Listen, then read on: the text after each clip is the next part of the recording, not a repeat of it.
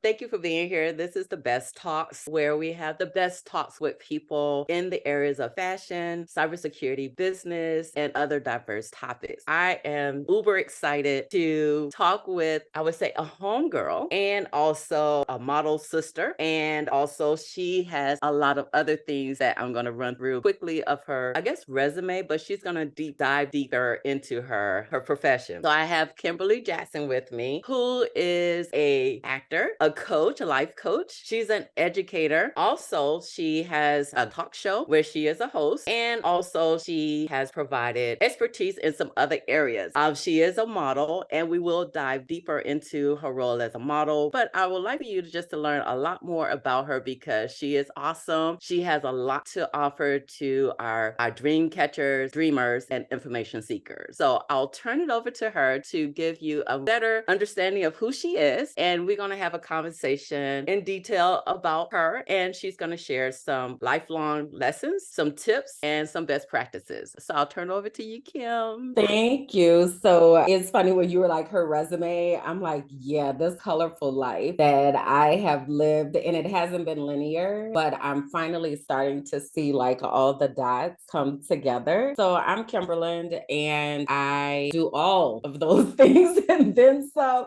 I don't even know where to start really because it's so many things, but I'll just start at the educator part. And I'll say that education is the last thing I thought I would be doing with my life. I went to school, my bachelor's degree is in biology. So I actually went to school to be a doctor. And somewhere around my junior year, I thought that I was stupid because I couldn't pass organic chemistry. So because of that, I didn't apply for the MCAT. My organic professor actually said to me, if you can't pass my class, then there's no way you'll make it in med school. So I was like, okay, I guess we need to think about other things to do. Well, I actually wound up taking that class because I still needed it to graduate, right? So I wound up taking the class the third time my senior year and got an A. It was the professor. His goal was to fail children, young people every semester. And he would start out every semester saying, there are 35. I went to Fisk University in Nashville. It's a HBCU. It's a very small school. So we only had like 1,000 students, including grad students, right? So my classes maybe had like 35 people in them. I never sat in classes that were like 100, 200 people. Like the largest class I probably had maybe was like 50. So I say that to say that the culture at Fisk is that your professors care about you and they're going to help you. And it was like your safe place to get this soft entry into the world, right? So senior year, when I took organic for the third time and I got an A, and I was like, I can't believe that, man. Wow. But at this point, it was too late in my mind. So I'm sitting in class just trying to figure out what I'm going to do in my life. And I had a sorority sister of mine who had been looking into public health. She was like, you should think about that. Like you should look into public health and see what that looks like for you right now. We've gotten a glimpse of what public health looks like after the pandemic, the epidemiology and the crunching of the numbers and like all of that. So I got like really, really interested in that. But also I didn't come to school for this. So where I'm supposed to go?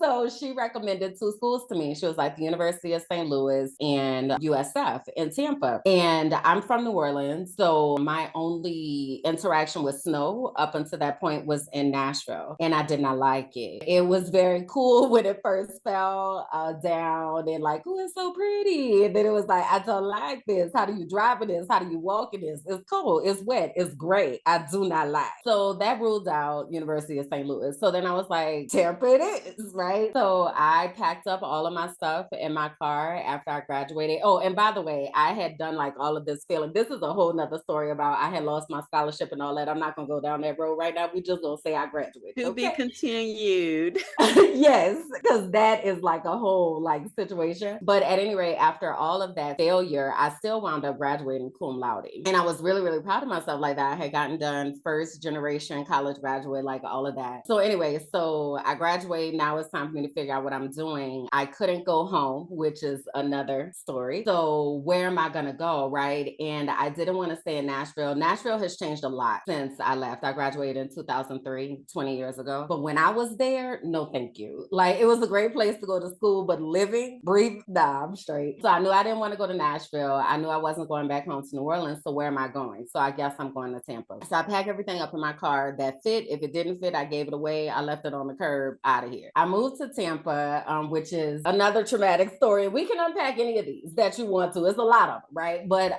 that was a story of me getting to Tampa. I actually wound up living with someone that I thought was a friend, and then I actually wound up not being safe there. So that kind of expedited my journey. So I wound up getting a job at Walgreens. Now, I had always worked at the Gap since I was 16. So I had that job as well. But because of the situation, my living situation, I had to hurry up and get some money so I could get the hell about that house. So because of the living situation I was in, I was like, I need to hurry up and earn some more money. So I wound up with the second job at Walgreens. In 6 months of being at this job, I was promoted to manager. So, which is again another like very interesting story. There are all these stories of how I was pushed into situations. Let me say this, that situations became uncomfortable in order to get me to move. That's a thing in my life. Yeah. Anyway, got promoted to manager and I got reassigned to a different store. And there was a school around the corner from that store. Some of the teachers would come in and they would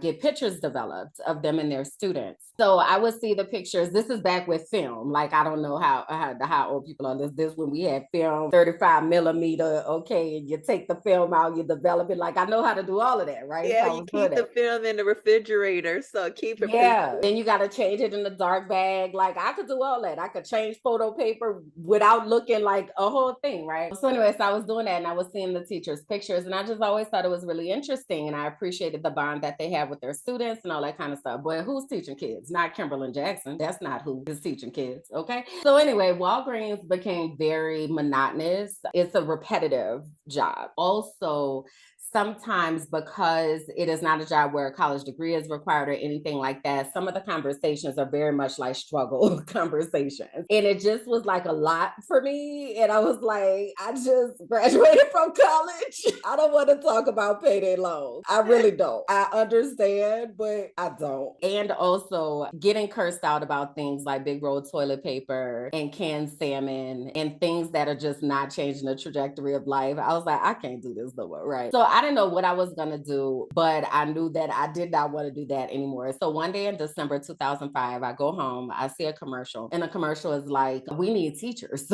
We need critical shortage areas, math, science. Where are you? Well, my degree is in biology, right? But who's teaching kids? Not me. I'm sorry, y'all in that position. Turns off TV, goes to bed, tries to sleep, does not work. All night, I'm tossing and turning, and I'm like, but where would I teach? Who would I teach? Oh my God. And I woke up and I was like, you got to be kidding me. You want me to go be a teacher of children? Oh my God. So I go to work that next day and I told my boss, I was like, hey, so apparently I'm supposed to go be a teacher. I'm not leaving today, but that's what I'm supposed to do. So he was like, bet, KJ. He's like, with the best, this is the best boss like I ever had in my life. His name is Paul Zagami. And he was like, what you got to do? And I was like, I don't know. He was like, well, let's figure it out. And he helped me like get through the process of applying and like all of that, getting my temporary certification to teach. So I started teaching in 2006 and I wound up teaching, which is another interesting story, at the school that those teachers that would come and develop the pictures, I wound up teaching at that school. Oh, Yeah. full circle. That's wonderful. Yeah, it's a really interesting story. So that happened, and I taught sixth grade for 4 years, and then I taught eighth grade for 2 years, and then I left the classroom and I did some mentoring with the district. So I mentored first and second year teachers, and I basically worked with them on teaching them how to teach. Right now, again, I told you I walked in off the street. Okay, I didn't go to school for this, so I was very well aware of what it was like to walk in and have no idea what you're doing, like at all, right? And I really used that as the way that I connected with my teachers, because I remember, like, and some of y'all went to school. I didn't even go to school for this. Okay. So I learned this in the streets. Okay. Like it was trial by fire. So I really had a really great relationships with my teachers. So I would have a caseload of about 20 to 25 teachers that I mentored. And then I would have a caseload of about 20 to 25 teachers that I evaluated. So each of those 4 years, I was impacting about 50 teachers a year. And I have this thing about exponential impact. And the reason that I even left the classroom is because when I was in the classroom, I had my 100 kids, right? And I'm knocking it out the park. Okay. My children was achieving. Okay. But also I knew that what my gift is bigger than that. Like it was just kind of, I love and I would call them my kids. Like I love my kids. I still keep in touch with a lot of them. They are adults now. It is just wild to be like, y'all grown with children. This is crazy. But I really, really took pride in that. But I also realized that my gifts were being limited because it was only for my 100 kids. And I really needed to talk to more people. So when I started mentoring, I had that impact. But then I also started doing professional development. And that allowed me to now at a training, I might have 100 teachers in a training from various schools stretching K-12, right? So now my impact is even more exponential. So I did that for 4 years. I continued to do professional development throughout my time in Hillsborough County, but I did the mentoring for 4 years and really just gained this unique insight on what it looked like to see people. Let me say that, right?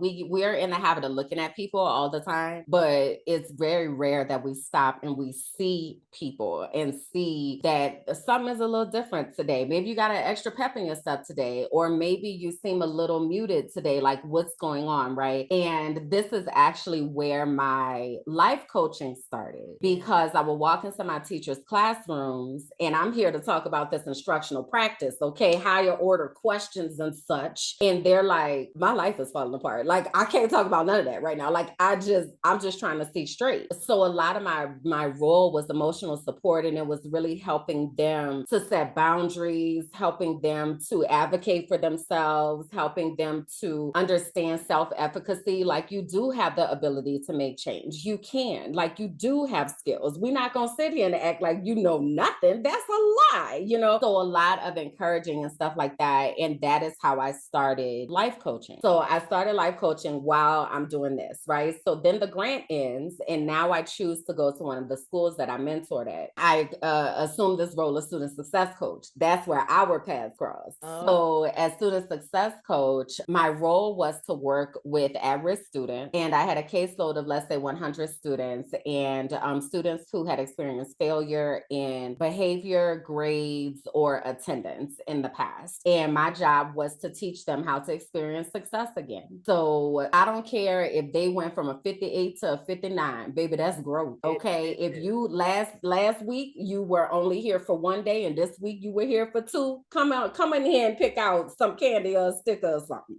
Like, it was really to help celebrating them. small wins. Yes. Those low hanging Yes. fruits. That's what we talk about in corporate America, in life in general. It applies to kids, all Yes. ages, all settings. So Yes. that's fully here. Yeah. Yeah, so I did that for 4 years. And then along with that, I assumed this role of kind of like this PR person, where I started to talk about the school because we really didn't have support. Like, I've always worked at schools that are considered to be failing schools, or schools that are in some type of corrective status, right? I honestly don't like working with gifted children. Take them back. My second year teaching, they gave me a class of gifted kids. And I was like, I don't want these. I want the ones that can't read and the ones that don't know how to do math.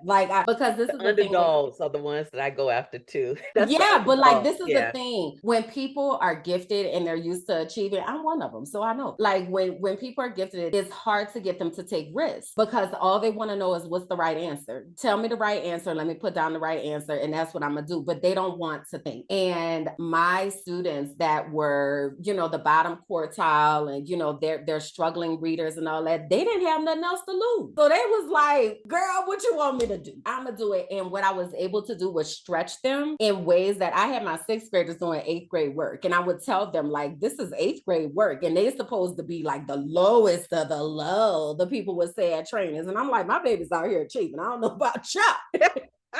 I love it. I So love it. that's the kids I had, Yeah. and those are the kids that I love to work with. So out of that, I started to talk to the community about our children because we saw that the community gave a lot of support at the elementary level and they gave a lot of support at the high school level. But it's like in between that time, where do you think the children are? They're in middle school, and these are like the most critical years when they are on the brink of, are they going to graduate from college or not? We would have 16-year-olds in 8th grade, right? And if they don't get out of here, they are not going to graduate. Like there is no incentive. They push them in the night school. Like it's the whole thing. So I would say that to the community. And we went from having one community partner, which was not insurance, one of the retirement companies. They would buy pizza the first parent teacher conference. That was their role every year. That was it. We didn't have nobody else throughout the year that was doing anything for us. And then by the time I left, we went to this space of having a whole banquet to celebrate our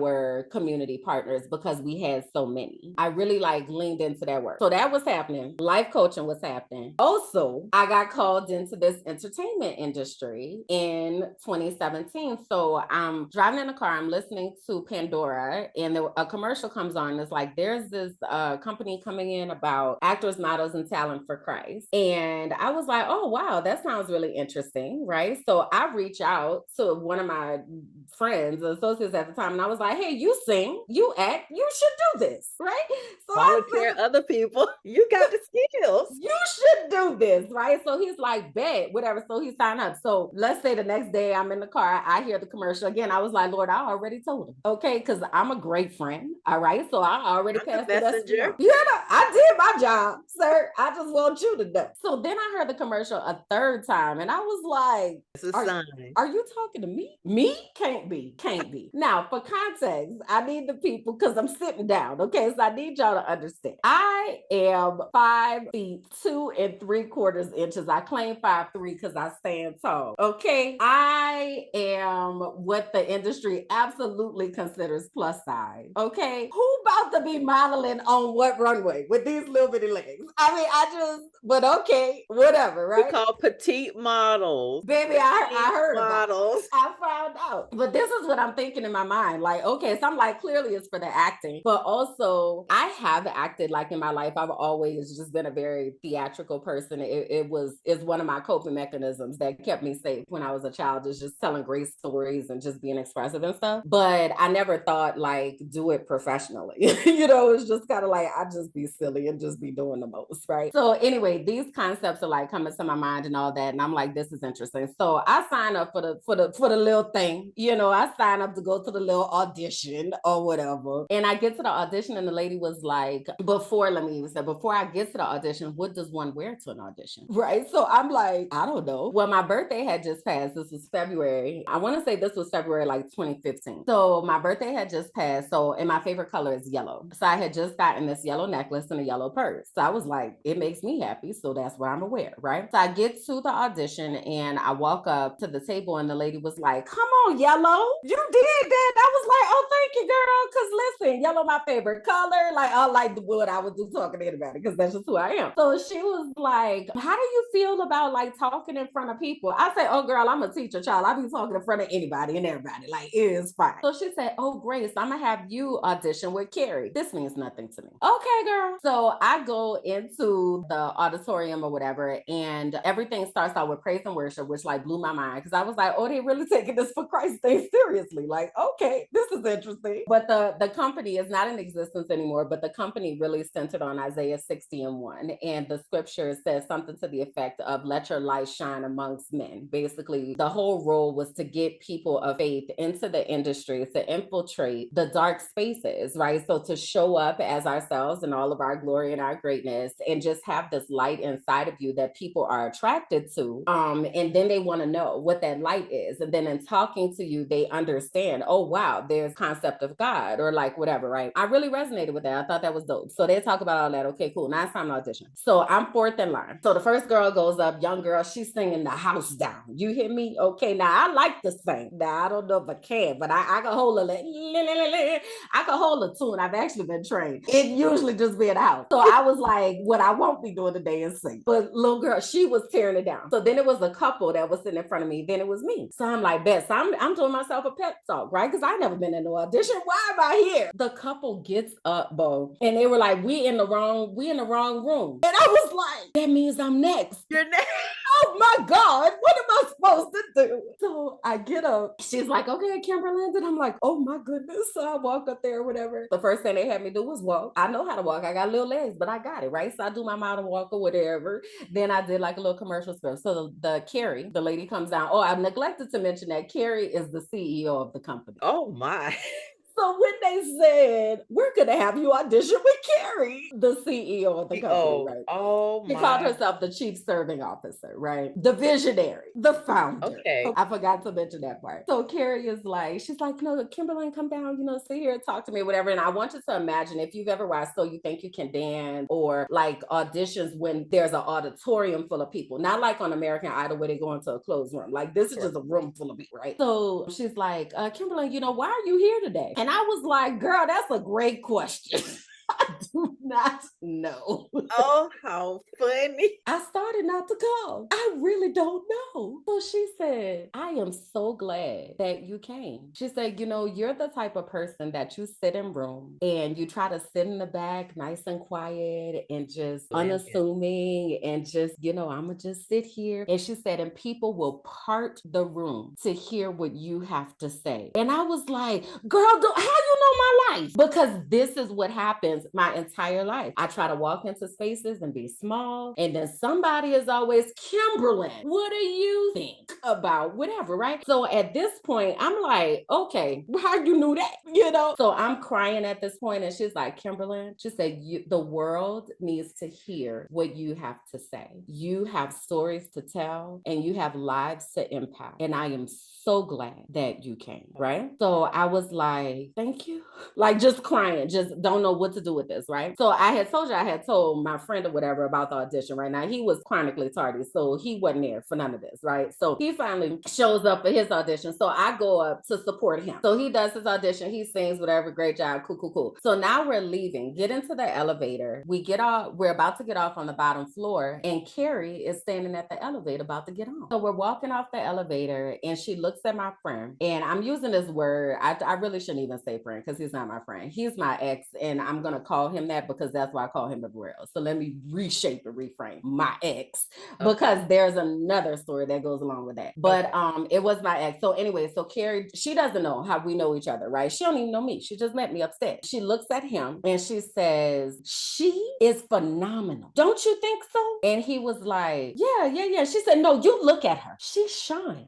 And he was like, yeah. And she looked at me again and she said, I am so glad that you came and I hope to see you really soon. Wow. I'm just kind of sitting with that. I don't know what that means. This is a lie, right? The next day I get a call back and I get entered into this program of actors, models, and talent for Christ. Basically, we went through some training courses. I'm talking top notch, like people that are in the industry, just really helping us to understand the craft of acting, the craft of modeling, improv. Like, what does it look like to confidently accept the interview? How do you talk about yourself without, because a lot of people, you say, so tell me about yourself. And they're like, well, I teach, I don't have any kids and, I'm single, but they don't really know how to talk about themselves. So they would like put us through those types of experiences so that we learned how to do that. So out of that, I entered into the industry. I got an agent, like all of that, whatever. Yeah, that's what I was going to ask you. If you had an agent, or did you start off as a freelance? No, I started with an agent. And I probably, by the time I left Tampa, I think I had 3 agents. But this is the thing. This is what I need people to understand. An agent is only as good as the connections that they have. So being in a market like Tampa, they not looking for me. They looking for Latinx, BBLs, a Miami type of vibe. Like that's not me. So yes, I have 3 agents, and yes, there were, things that I booked or whatever, but I did better on my own because I had the connections to the people who were looking for people who look like me, right? So I hate when I'm talking to people who are trying to get into entertainment in some way, shape, or form, and they think that having an agent is like, woo, I made it. And it's like, child, that don't mean a doggone thing. Because if that agent doesn't have jobs that are looking for you, then you never gonna get booked. You just on their books and you just walking around saying you have an agent, but you're still not working. Amen. Yep. And that's why I'm still a freelance Yeah. model, because I've secured more jobs on my own than an agent. Actually, I've renegotiated my terms with an agent because there are certain opportunities where you need to have an agent talk to another agent, negotiate your terms and all that stuff. And so I have gone to get an agent and I reduced their commission because I brought the business to Because them. I brought this. Right. The So only I'm reason so I needed glad you you because you mentioned got that. this title that says agent because I need y'all to talk to each other. But I did it. Yeah, So I'm not exactly. about to pay you 15, 20%, whatever their percentage is when Yep. I brought this work in. Yeah. Yeah, so I'm so glad you brought that one up because some people use that as, oh, I got an agent. And I'm like, are you working? That's the Did they question. get you things? That's the And, question. I've secured stuff with name brand companies, Yeah. been in a production that's televised. Yeah. Those are things that I've done on my own. And I'm grateful that you brought that up. So you have 3 agents, but you've done And more on your own. And I yeah. like that you said that look like me, that may buy, because it's me. Yeah. They connect with a person that looks like me, Yeah. height, size, everything. So Yeah. And understanding that, I think, helped me to start to understand the influence that I had, right? So I was using hashtag influencer before influencers were a thing. And it's because I know that I'm influential and I know that when I speak, people listen. So I knew that and I was using that, right? So also around this time, without an agent, I get this gig with Beautiful Brown Girls. So I started with Beautiful Brown Girls in 2017, right after I had graduated from AMTC. And basically what happened is I had a friend at the time who actually one of my students was talking to me and she was like, I forget what we were talking about, but I talk to people like they people, right? I don't care how old or young the person is. I'm gonna talk to you like you're a person. Even if I'm talking to a 3-year-old, they have thoughts and they know why they have thoughts. And it is incredibly intriguing to me to hear little people thoughts because so many people discount the types of things that they take in and how they connect dots and how they process. And it is just fascinating. The concept of thought and brain research and all of that is like my thing, right? I was talking to one of my students about something and she was like, Miss Jackson, you ever thought about being a talk show host? Because you just be talking and I feel like you get us to talk about all kind of stuff. We come in here, we just be like, you be like, what's going on, love? And I'll be like, nothing. And then you're like, well, your face don't say nothing. Talk to me. What's happening? How's your spirit feeling today? She's saying, you just make it so safe for me to come in here and talk. And I just think you should be a talk show host. And I said, that is so interesting because that's something that I can see. I can see myself being a talk show host, being on the stage. Like I can see that, right? So I have this conversation with her. Then a friend of mine sends me this Facebook post. So God talks to me through email, right? Like, because I be tripping. I don't be doing the right thing. Earlier I said there's a pattern in my life, but where shit got to get real crazy for me to get the hell up out of here, right?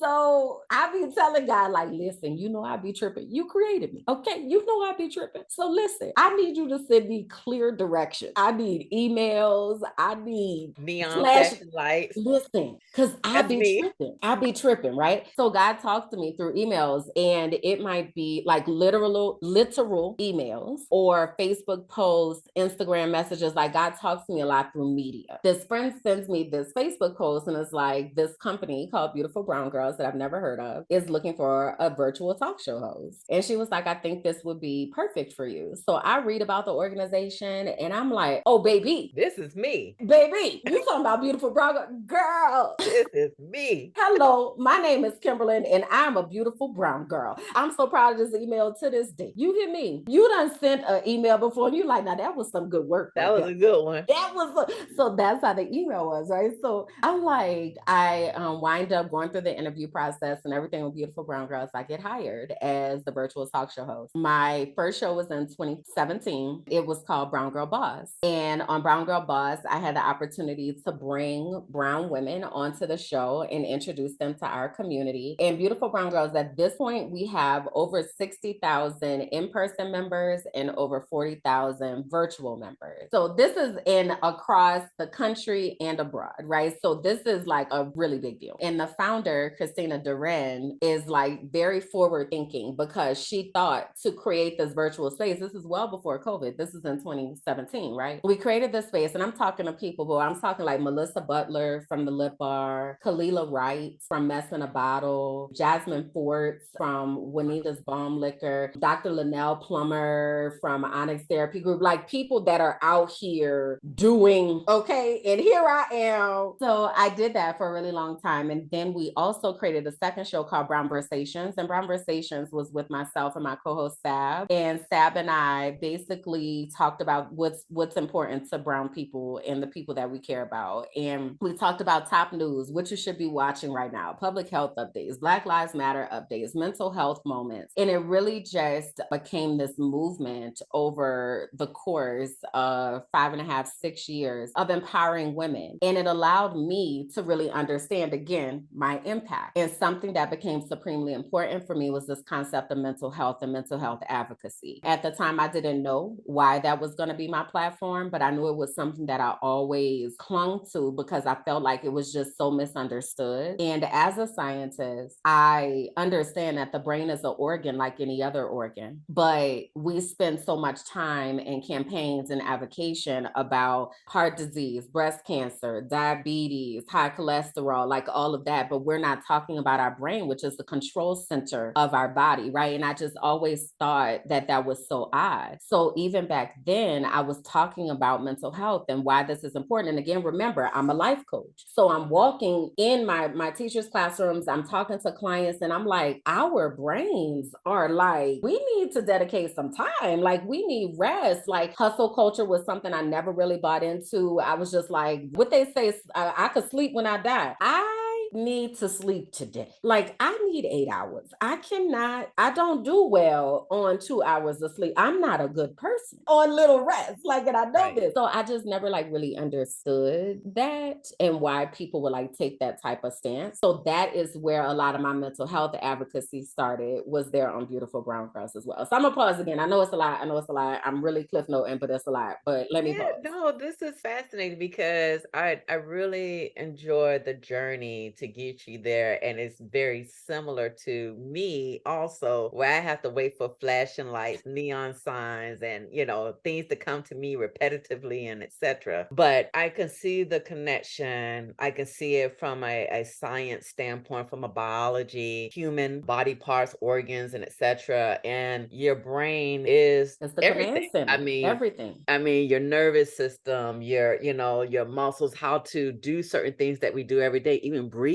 Every single thing. Every single thing. And if that is not well, then everything else. It's just like something that my father has always told me: mind over matter, over matter. Tell yourself you're better, you start feeling better. You can tell yourself that I'm happy, and you start feeling happy. So your brain controls a lot of stuff. So I definitely like, and I can see how that plays into what you do today, Yeah. which is where the coaching comes in, because it's the human, it's the person. And I like when you said at the very beginning, truly see a person. Mm-hmm. We look at a person, we're looking at Mm-hmm. each other right now, but do I really see you? Yeah. Am I really tuning in? I mean, because even as a mentor coach, you get familiar with your client and you know that baseline, where they are, and then you Absolutely. can see like a thermometer, the up and Yeah. down, the You temperature. should be able to see all If that. you see a person, Yeah. if you're Yeah. truly paying attention. I've always been of the mindset, like for holiday, since this is the holiday season, Hmm. tell me what you want for Christmas, or tell me what you want for your birthday. And I don't like those questions, and I never knew why until more recently, because I'm very observant. I see and I pay attention, so you don't have to tell me, because I already watch and I've You observed, already and peeped I it. know what your gaps are, where your needs are.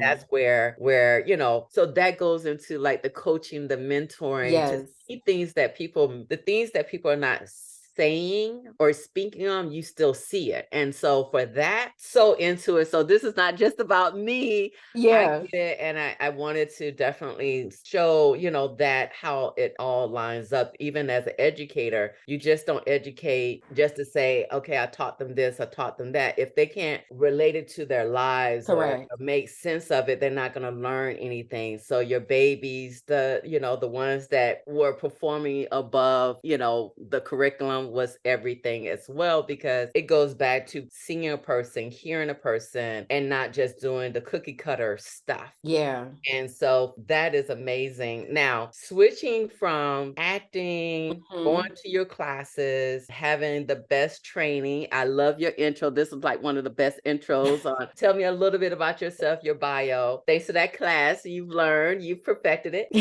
Thank you.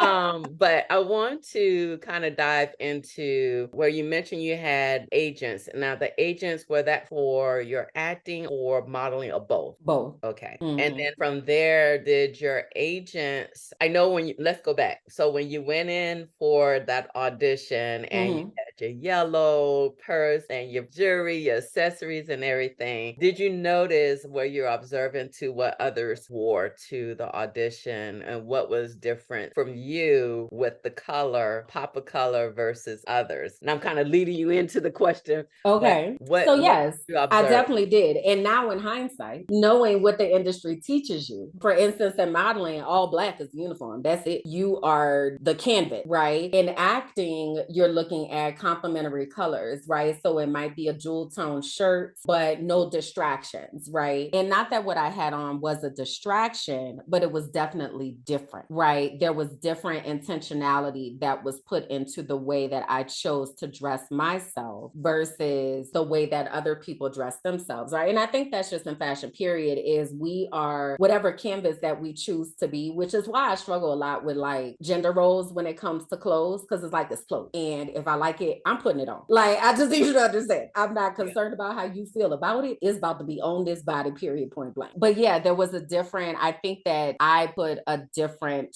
spin, if you will, on what I chose to wear to that audition for sure. Yeah, and I would say this, even today when I go and audition, you have different variations of black attire, some Mm-hmm. bodysuits, top and bottom, Mm-hmm. Mm-hmm. tank tops, a regular shirt, and fitted jeans. Or I've seen a lady come in with a black dress on. It was very fitted, and I'm like, so people doing their own spin on Yeah. uniform, which I appreciate, and I think the fashion industry welcomes it unless they prescribe a certain thing. Correct. If they prescribe something, try to follow those things. If they say wear jeans, wear jeans. If they say Mm-hmm. wear top. If they just say wear all black, We're wear all all black, black. whatever Your that version means to of you. it, it's up to you. But yeah, so for some lessons learned and some tips, and as it relates to auditioning or being a model, some things that you've learned being a petite, and I guess what they're called now, curvy or plus size model. Mm-hmm. What are some lessons learned or some tips, best practices that you would suggest? To someone who's aspiring Yeah. to be there maybe in the industry, one is that belief is everything. So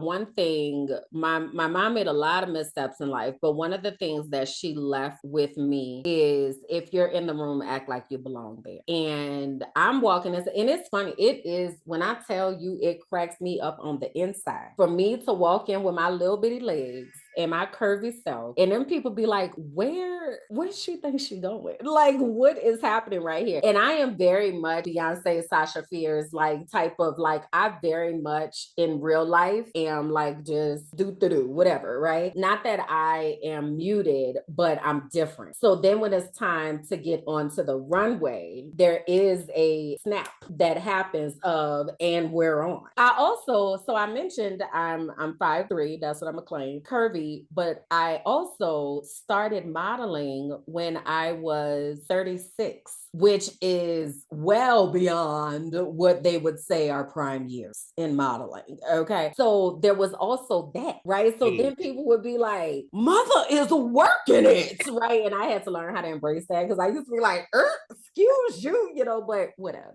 I am. You right. So Oh my goodness. so Yeah. I would definitely say that you have to believe that you are supposed to be there, right? And own you. Like, this is you. And whatever that means. Like, transparency is really, really important to me in everything that I do. And the transparency, being in this space, appreciating being in this space, and everything that comes along with that, I think I'm showing up as me. Like, this is me. I'm going to be me when you're talking to me. I'm going to talk in the same cadence that I talk any other time. Like, this is who I am. And I need you to understand the whole package, because also I might not be for you. And that's all right. But I don't want to misrepresent myself. And then you select me for this, or I choose to align myself with this, and you do not align with my standards and my beliefs. So I need you to know who you signing up for. When you sign up for Kimberland Jackson, baby, it's a time. And I need you to understand that it's a time. Because if you thinking you're about to get this muted person who's going to be quiet and like sit in the corner, we done left that. Okay. Ain't it? Ain't that. It's not happening. Right. So I believe that too, like, show up as yourself, because you want people to know who you are. And I think we do so much compromise. And I just made a post yesterday about realizing how much time I spent trying to shrink myself because I was always told I was too much, too big, too loud. I realized how much time, just like Carrie told me at that audition, that I would come into spaces and try to just be as small as I possibly could so that I wouldn't offend anyone. I'm just trying to be here, right? And when I said that just now, I just heard my high school guidance counselor say to me, "You not just gonna do anything. With everything that you do, you're gonna do it with intentionality." But I would try to do that so many times. So I would say to people, you show up in the fullness of who you are, and you show up in the greatness of who you are, knowing that you are in that room for a reason and a purpose. Even if that purpose is not to book that gig, right? Because everything is not about that particular gig, and every gig is not a good fit, and all money ain't good money, okay? But Amen. maybe you being Yep. in that room was to make a connection with someone and to leave an impression that is going to come further down the line. So again, when I was like, and that's a story, and that's another, so all of those are things that came full circle in my life. And I haven't even gotten to the part of why I live in Mexico City. I haven't even gotten to that part. I You know. know? I'm like, that's why I was like, okay, when do we get to that part? Because that's a whole different segment, because you are also, and that's why I was gonna hold it, but since we She's here, like, since you said since something. we're here, you are an expat. I And am. I would love for you, and this is, I guess we're gonna make this a long session. Um, We're breaking up just into two and we parts. can do a smaller version of that, because we can do a part 2, because there are Yeah, several things that you've mentioned where we can unpack later and maybe have you come back with time, absolutely. when time Yeah.